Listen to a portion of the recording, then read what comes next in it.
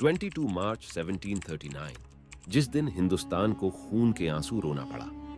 अक्सर कौन था वो शासक जिसने मुगलों की 7 पीढ़ियों से जमा की गई संपत्ति को एक ही दिन में लूट लिया, जिसके आगे मुगल शासक ने भी अपने घुटने टेक दिए? आज हम बात कर रहे हैं नादिर शाह के बारे में, जिसने हिंदुस्तान पर हुकूमत कर रहे मुगल शासन को तहस नहस कर दिया, जिसने 1 घंटे में मुगलों के 30,000 सैनिक मार दिए। दिल्ली पर अपना कब्जा करने के बाद इसने दिल्ली में इतना कत्लेआम किया कि 10 घंटे में 1,30,000 लोगों को मार दिया गया। हिंदुस्तान की धरती पर पहली बार मुगलों को किसी ने इतनी बुरी तरह से हराया था। अक्सर कौन था नादिर शाह? क्यों आया था भारत? किस कारण से किया था इतना कत्लेआम? चलिए जानते हैं नादिर शाह के बारे में। हिंदुस्तान पर आक्रमण करने वाला यह अब तक का सबसे खूंखार आक्रमणकारी था। 18वीं सदी में जिस समय प्रवृत्ति मुगल जानी की बाद के शासकों की अयोग्यता तथा अमीरों की खुदगर्जी के कारण मुगल साम्राज्य छिन्न भिन्न हो रहा था, जब भारत से मुगल अंपायर अपने बुरे हालात से गुजर रहा था, तब वहीं दूसरी तरफ फारस में घटनाएं घटित हो रही थीं। फारस की ओर से पश्चिमोत्तर सीमा पर आक्रमण की आशंका सदैव बनी रहती थी। फारस का शक्तिशाली सफवी साम्राज्य पतनशील था और उसकी राजधानी इस्फहान पर अफगानों ने कब्जा कर लिया था। फारस को अफगानों से मुक्त करने वाला नादिर कुलीन था, जो इतिहास में नादिर शाह के नाम से विख्यात है। इसी ने मुगल साम्राज्य को खोखलाकर पूरी तरह नष्ट कर दिया। 11 जून 1738 ईस्वी को नादिर शाह ने गजनी नगर में प्रवेश किया और 29 जून 1738 ईस्वी को काबुल पर अधिकार कर लिया। इसके बाद खैबर दर्रा पार करके वह पेशावर पहुंचा। पेशावर के मुगल हाकिम नासिर खान ने बिना किसी प्रतिरोध के समर्पण कर दिया। फिर 16 फरवरी 1739 ईस्वी को नादिर शाह सरहद पहुंचा। वहां से अंबाला अजीमाबाद होते हुए उसने करनाल की ओर कूच किया, जहां उसका मुगल सेना के साथ युद्ध हुआ। नादिर शाह एक क्रूर शासक था। वह अपने पड़ोस में अपने राज्य का विस्तार करना चाहता था।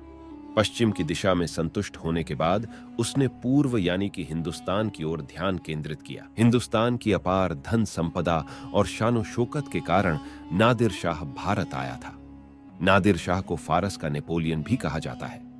नादिर शाह को अपने सैनिक अभियानों को जारी रखने के लिए धन की आवश्यकता थी।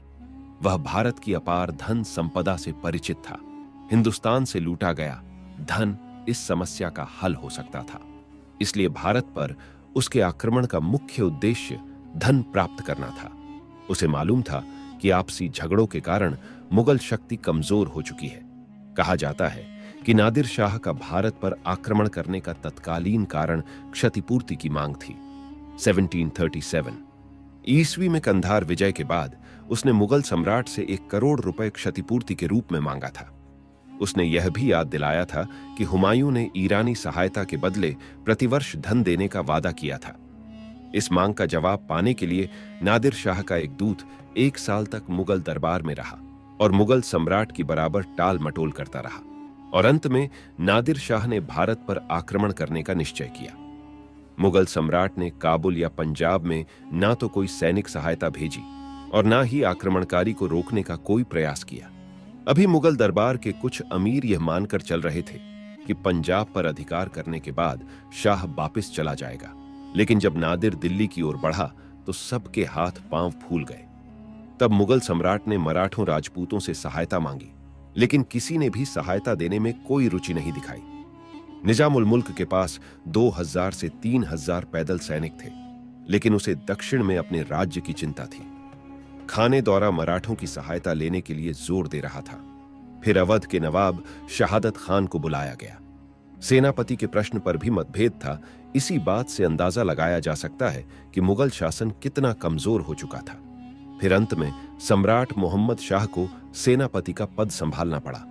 नादिर शाह के अचानक हुए आक्रमण से मुगल सम्राट गड़बड़ा गया। मुगलों के पास कार्यवाही की कोई निश्चित योजना ही नहीं थी। 24 फरवरी 1739 ईस्वी को नादिर शाह और मोहम्मद शाह के बीच करनाल का युद्ध लड़ा गया। मुगल सेना इतनी कमजोर हो चुकी थी कि नादिर शाह ने कुछ ही पलों के अंदर मुगलों को हरा दिया। युद्ध समाप्ति के बाद नादिर शाह दिल्ली की ओर बढ़ा और 20 मार्च 1739 ईस्वी को दिल्ली पहुंचा। दिल्ली में नादिर शाह के नाम का खुतबा पढ़ा गया। 22 मार्च 1739 ईस्वी को मुगल सम्राट नादिर शाह के पास संधि करने आया। जिस वक्त सम्राट और नादिर शाह के बीच संधि की बात चल रही थी, उसी वक्त सैनिकों और गले के व्यापारियों के बीच झगड़ा हो गया। इस बीच एक अफवाह फैली कि नादिर शाह मारा गया, जिससे दिल्ली में भगदड़ मच गई और फारसी सेना के साथ 100 सैनिक मार दिए गए।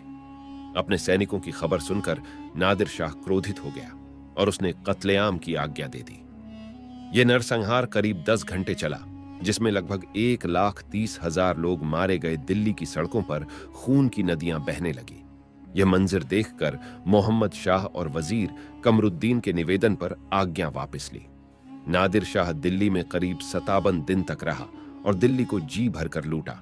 उसने शहादत खां से 20 करोड़ रुपए की मांग की। इस मांग को पूरा न कर पाने के कारण शहादत खां ने जहर खाकर आत्महत्या कर ली, लेकिन शहादत खां के उत्तराधिकारी सफदरजंग ने 2 करोड़ रुपए दिए। नादिर शाह लगभग 30 करोड़ रुपए नगद और ढेर सारा सोना, चांदी, हीरे जवाहरात लूट कर ले गया था। फ्रेजर का कहना है कि नादिर शाह भारत से करीब 17 करोड़ का माल लूट कर ले गया था, जिसमें शाहजहां का तख्त, ए ताउस प्रसिद्ध कोहिनूर हीरा तथा 100 हाथी, 700 घोड़े, 10,000 ऊंट और 100 हिजड़े भी ले गया था। नादिर शाह का आक्रमण मुगल साम्राज्य के लिए भीषण आघात था। इस आक्रमण से आर्थिक हानि के साथ साम्राज्य के पतन की गति तेज हो गई।